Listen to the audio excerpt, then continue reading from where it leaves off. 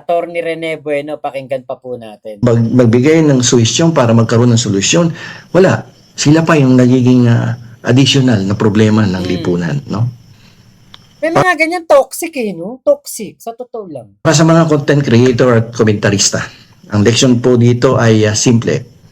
Sa digital arena ng Pilipinas, pwedeng-pwede kang maging isang taong nagtatapang-tapangan. No? Komentaryo ng komentaryo. Pwede. At halas ang dila. Pero siguraduhin mong nakakabit ang seatbelt mo. Dahil sa isang maling salita lang, ang channel mo ay hindi lang babaha ng kritisismo. Malamang ma-LRT ka. Ano yung LRT? Lost, remove, terminated. Subscribers, not followers. No? Totoo yun. No?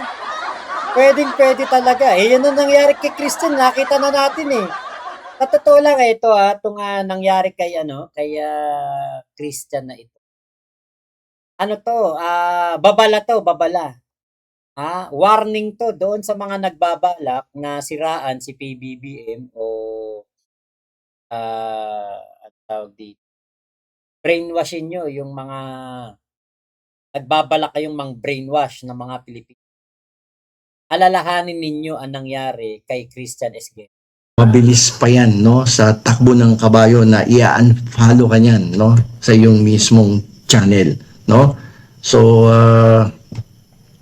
ang tanong ng bayan dito is, ito bang galit nila sa isang content creator na to dahil pinulaan ang kanilang pinuno at leader ay uhupa din, no?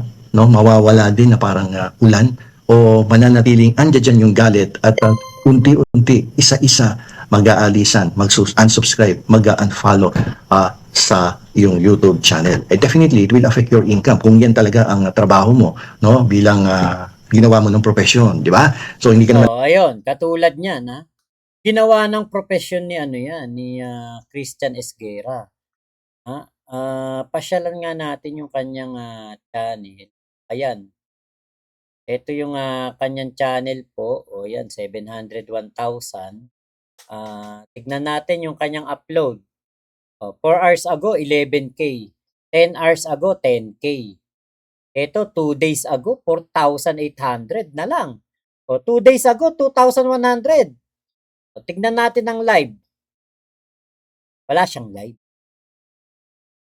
Hindi siya nakapag-live. Ito, malakas yung live niya dito kasi nandito si Barry Gutierrez, tapos si Ronald Llamas. Yan ang isa sa mga malalaki niya laging views pag nag-i-interview siya. Pero hindi niya po nagawa. Sabado at Linggo ang lumipas, wala po siyang live. Tapos dito, kung mapapansin ninyo, 4 hours ago, ang baba. 11K. Usually yan. Pag siya nag 4 hours ago, 50K na yan. 40, 50, 60, 70K. Lalo naman to. 10 hours, 10K views. Bumaba po talaga ang niya, ang viewership niya. Yan ang lakas ng mga loyalista. Yan ang lakas ng ating mga kababayang sumusuporta kay PBBM. Ano ba to? Itong video Actually, maraming victories in terms of... ito yung sinabi niya yung kay Ito yung sabi ko nga sa inyo, kung ito yung mas matututukan pa ng ating mga kababayang loyalista pro-BBM, mas magagalit sila dito kasi ito yun. Parang ayaw daw ng sabi ng tatay niya, 'di ba, ng aking ama. Kung hindi mo alam yung kasaysayan ng pamilya Marcos, para bang ang galing talaga, ang bait-bait nila. 'Di ba? Ganun yung naging pakiramdam ko until I remembered. Teka, 'di ba ito yung pamilya, yung tatay, yung lolo, ginahasain ka ba ng bayan? Documented naman 'yon. 'Di ba? Yung tatay, yung lolo, he is referring to Sandro Marcos na ginahasa daw at ang lolo, ang tatay at ang lolo ginahasa ang kaban ng bayan. Yun po yun. Yung sinasabi ni Christian Esguerra. Lalo kapag yan ang naparinggan palagi ng mga loyalista, lalayasan talaga si Christian. Maniwala po kayo sa akin, mas malaki pa po ang mawawala. Lisensyadong accountant, hindi ka naman lisensyadong inhinyero, hindi ka naman lisensyadong criminologist, hindi ka naman abogado, di ba? At wala ka na din sa media, pero pinanalandakan mo, journalist ka pa rin, di ba? O nasa media ka pa rin. Abay, dadating ang oras, baka wala ka ng subscribers at followers, di ba? Hindi sa lahat ng panahon ay piyesta. May katapusan yan kapag hindi mo tinigilan ang pagbibitaw ng matatanim na pananalita sa isang tao na napakalawak ng suporta sa buong bansa. So nandito na lamang po, ito po ang inyong lingkod, Attorney Rene po. Yo, what's up mga Ayun. Tapos na yung video ni Attorney Rene Bueno. Support niyo po yan si Attorney Rene Bueno, napakagaling niyang komentarista at meron po yung programa sa DZXL. Kasama niya diyan si Ate Sheila. Napapanood ko yan sila doon na nagbibigay ng mga opinyon sa mga maiinit na balita, may usaping bayan. Support niyo po yan si Attorney Rene Bueno, paki-subscribe niyo po. Ngayon, yung sinabi ni Attorney Rene Bueno na hindi ka man lang naging accountant, hindi ka man lang naging abogado, 'di ba? Pero kung makapuna ka kay PBBM, akala mo napakagaling mo. Kasi ako hindi ko naman minamaliit yung pagiging journalist ni Christian Esguerra o hindi ko minamaliit ang mga nag-aral ng journalism. Hindi ko minamaliit 'yan. Meron akong pinsan na panganay sa aming magpipinsan, journalism ang kanyang course. Alam ko sa ano 'yan sa pangalan ng eskuwela. Kalimutan ko pangalan ng eskuwelahan nitong pinsan ko. Hindi naman PSB, kalimutan ko. UE! Sa UE. UE Caloocan, journalism ang kanyang kinuhang course. Pero sumalangit nawa nangyari sa kanya. Ngayon, ang pagiging trabaho ng maayos na journalismo, makikita natin 'yan kila Mel Tiangco, 'di ba? Kila Maricel Halili, makikita mo naman sa mga Cara David, diyan. Pucha, yung mga champion of journalism 'yan, 'di ba? Hindi ko na lang maano yung iba, hindi ko lang maalala yung iba, pero ang dami kong pinapanood. Mike Enriquez, pucha. Excuse me po. Yan talaga, 'di ba? Ang gagaling niyan, mga talagang masasabi mo 'yan ang mga champion of journalism in the Philippines talaga. Grabe talaga ang gawa niya sa journalismo, sa paghahatid ng balitang patas, walang kinikilingan, walang pinoprotektahan. Serbisyon totoo lamang, 'di ba? Yan yung ating mga nahangaan Ngayon pagdating kasi dito kay Jessica Soho, yan isa din sa mga pinapanood ko. Yung isa po talaga sa mga naging problema dito kay Christian Esguerra, tinutukan niya kasi yung YouTube as kanyang primary source of income. Kaya ang kanyang gustong gawin, independent. Walang masama do'n. Kung gusto mong maging independent for life, walang problema. Kaya lang be mindful, 'di ba? Kasi hindi mo alam sa pagiging independent mo, meron ka palang mga taong masasaktan sa iyong mga salita. Inuulit ko nung una pakurot-kurot lang 'to kay PBBM. Parang medyo pasiko-siko lang ng konti, papitik-pitik lang. Pero nung tumagal na, iba na. Kasi nga po ang nangyari nakita na natin na etong si Christian Esguerra, ng mga si Christian Esguerra po ay parang parang nananadyak na, parang sinusumbagan na si PBBM. Dahil nga dun sa pagsasalita niya ng tanga o kasabwat at yung pagsasalita ng ginahasa ang kaba ng bayan. Dun sumablay si Christian Esguerra sa pagiging journalist ng SOCMED, journalist ng YouTube. 'Di ba? Lagi niyang pinagmamalaki yan sa kanyang channel. Iba daw ang journalist, iba daw ang vlogger. Totoo 'yun. Kasi ang vlogger, ako, hindi na ako mag-example sa iba. Sa isang political vlogger na katulad ko, maaaring ako'y hindi nakapag-aral ng mataas, hindi ako nakatapos ng pag-aaral, pero alam ko yung tama at mali. Alam ko yung tama at mali. Yung mga manonood ko dito, siyempre, aba, ayoko naman na maligaw sila na, "O teka, eto nagsalita 'tong Christian Esguerra ng ganitong kasamang salita kay BBM.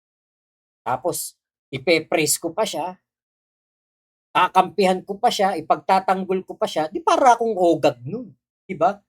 Putya makmak, baka mamaya may mag-comment diyan, "Putya makmak, pinagtatanggol mo pa yung Christian Esguerra na 'yan. Ang pangulo ang sinabihan niya ng tanga at kasabwat." 'Di ba, yung backlash talaga na matatanggap mo, yung bawi ng mga sumusuporta kay PBBM, ipaparamdam talaga sa'yo na nasaktan sila. Ipaparamdam nila 'yan. Kaya lang ito problema, ito problema ni Christian. 'Di ba nasa 14,000 na yung nawala sa kanya, ito 701, 172 na lang. Eto mahihirapan po siyang mabawi 'yan, yang 15,000 o 14,000 na nawala sa kanya. Alam niyo kung bakit siya mahihirapang bawiin 'yan? Hindi niya 'yan makukuha sa dilawan. Hindi niya makukuha sa DDS 'yan. Dito sa politika, sa mundo ng politika sa SOCMED, 3 grupo lang po ang iniikutan ng mga vlogger. DDS, dilawan, hulahan. Kasi mahina naman ngayon mahina talaga yung yung asul. Ako aminado ako. Yung asul, yung mga sumusuporta kay Yorme Isko Moreno nagkawatak-watak. Merong pro BBM, merong pro Duterte. So, talagang ano lang, 3 lang yung majority na pwede mong ikutan dito sa mundo ng politika. Kaya lang etong si Christian Esguerra hate na hate ng mga DDS. Ngayon sa dilawan, alam naman natin, hindi naman gano'n karami ang dilawan sa SOCMED. Usually, ang mga dilawan, kumakampi sa mga loyalista o pro-BBM. So, saan kukuha ng subscriber ngayon si Christian Esguerra? Nilayasan siya ng majority, ang mga loyalista. Nilayasan siya. Ang mga DDS, hindi siya kakampihan. So, wala siyang pagkukunan ng subscribe. Mahihirapan siya, 'di ba? Hindi na maibabalik, hindi na po basta-basta maibabalik 'yan, mahihirapan.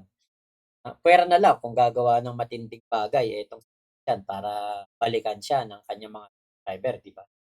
Pero yun nga po, yun ang realidad dito sa mundo ng SOCMED. Kapag binangga mo ang isang presidente. Kasi eto kunwari ang binatikos ni Christian Esguerra si Boying Remulla, si John Vic, si General Torre, si Matibag, si Ralph Recto, o kaya Senate President Win Gatchalian, o kaya House Speaker Bogie D, hindi siya mababawasan ng subscriber, sa totoo lang. Baka mabawasan siya 100, 200, ganun lang. Pero kasi presidente, 'di ba? Pero mo, tinarget mo presidente. Ang pinagsalitaan mo ng hindi maganda, presidente. Siya nga, 'di ba? Siya nga na isang journalist. Na katulad ng kanyang sinasabi, journalist ako. Kitang-kita nyo ang difference sa mga vlogger, 'di ba? Journalist siya. may nagtatanggol sa kanya. What more pa kaya sa presidente ng Pilipinas? Eh, ang problema nga dito kay Christian, mayabang pa, tapos parang ang dating, parang, parang, parang ano, hindi niya sinasabi ng direkta, pero parang sinesermonan niya yung kanyang mga manonood na lumayas, na, ano, na parang ang hina ng ulo nyo, kasi ako, journalist nga ako eh. Dapat ako paniwalaan nyo. O, tapos umalis kayo dito sa channel ko, sumama kayo dyan sa mga Christian Esguerra na. Parang mahina kayo. Eh, hindi niya sinasabi ng direkta yon, pero parang ganun po yung gusto niyang sabihin. Hindi niya lang madiretsa, pero nung naramdaman niya na putya, 10K na nawawala sa akin, naging 11K, naging 12K, naging 13K, ngayon 14K na. Talagang medyo para kang lalagnatin yan. Ako, nung panahon ng pandemya, nawalan ako ng nasa 20 to 25,000 subscriber. Pero bumalik. Ang bilis din bumalik. Bakit? Kasi noon, dalawang panig lang naman ang nagbubungguan. Anti-FLM at pro-FLM. Ako noon ay pro-FLM, umalis ako, naging anti-FLM ako. Yung mga pro-FLM, nag-unsubscribe. Kaya lang, anong nangyari, yung mga anti-FLM na kalaban ko noon, nag-subscribe sa akin. Eh, hindi ko naramdaman nun yun. Kay Christian, mahirap pong ibalik ang tiwala kay Christian. Mahihirapan si Christian dito sa nangyari na ito. Yung 15,000, 14,000 subscriber, 15,000. Ako, baka taon mong bunuin yan. Okay, Pelomena Acosta, tama ka. Baka binayaran siya para sirain ang ating PBBM. Ako hindi. Ate M. Suzuki, naka-vlog na yan sa akin. Kaninang umaga, naka-vlog na yan. Kay Ate Agnes, totoo, the way siya magsalita, mahinahon na sarcastic at kita mo ang yabang sa kanyang pananalita. Totoo yun. Mahinahon lang pero maangas no? Andrew! Matagal ko nang nakita yung pagkatao niya nung sinisi niya mga loyalists at PBBM supporters. Sinabi sa vlog niya na hindi paligtas mga loyalists. Kaya, yun. Ate Bergie, feeling kasi ni Christian is the best from the rest of the journalists or vloggers. Lumaki ulo. Kuya Renante, journalist pero di ginamit ang pinag-aralan. Tinawag na journalist dahil graduated lang ng 4 years pero ang utak parang bagong panganak. Yan, si Kuya Renante, taga Santa Maria, Bulacan pala to. Gloria Smooth, true, nilait niya ang mga vlogger tapos sinabi niya journalist daw siya, not vlogger. Ate Agnes, ayun, doble kara nga sa una, akala mo okay pero tumagal, lumabas din ang tunay na kulay, mga bitter sa ampalaya.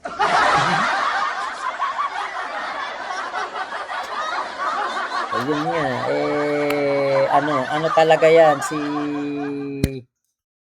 etong si Christian Esguerra po talaga, may pagkaampalaya to eh.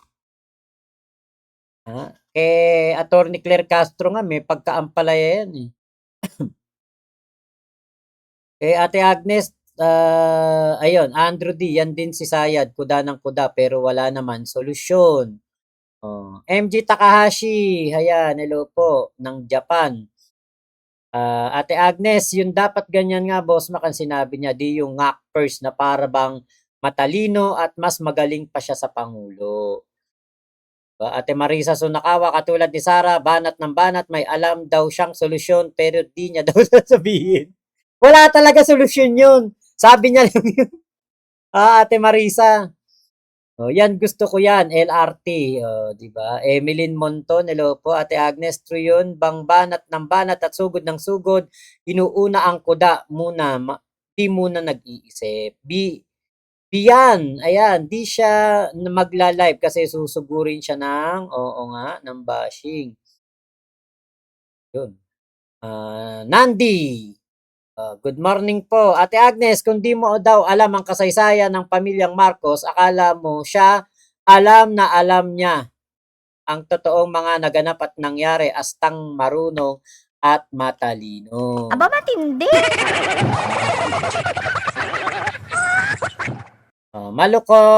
Malukopreros sa yabang at egoistic ng klase ng tao na yan, he'll never do it. Typical narcissist and journalist na yan. Let his viewers and subscribers go down. Anyway, we don't him anything. Anima. PBBM, huwag si John B. Cremulya, si Gubo Teodoro, or kaya si Senator Antonio Trillanes tandem. Pwede rin tandem kay General Torre. Oo, totoo yan. Pwede yan, General Torre. Okay, Noli Catalia, follower nyo ako since kay Isko, kaya nga inunfollow ko na si Christian Esguera, Sir Mac. Thank you po. Noli Catalia, napansin ko, Sir Mac, na mayabang si Christian talaga. Oliver Sky, mayabang talaga yan. Kahit noon pa, ABS-CBN, sobra manira kay PBBM. Yun, buti nga, tinanggal yan ng ABS-CBN. To be fair naman po, kay Christian, hindi daw po siya natanggal. Pero po ako napagtanungan, hindi daw po natanggal. Pero sinabi po na may attitude problem daw po yan. Noli Catalia, sana si Isko ang next president. Sana nga! Diba, Ate Agnes, di nababalik yung mga nag-unfollow sa kanya kahit bumawi pa siya. Ano yan? Ginawa niyang laro, laban o bawi? Parang yung pinapakita niya nung nakaraan, di ba? Oliver Sky, sarcastic ang dating. Noli Catalia, lumaki nga mga ulo niyan. Inggit daw kay Attorney Claire Castro. Ocean Blue, pahinga ka na, AM na dyan. Ay, opo, ayun, no? Pwede na tayong magpaalamanan. Ate Marisa Sunakawa, stress na yan si CE. Kasalanan niya yun. Gusto niya yun eh. Kathleen De Lima, hello po. Salamat sa pagdating po ninyo dito sa aking vlog. Ingat po kayo. Nasa mang panig kayo ng mundo. Mama Chup Chup, love you. God bless us all, Pilipinas. God first. Thank you po.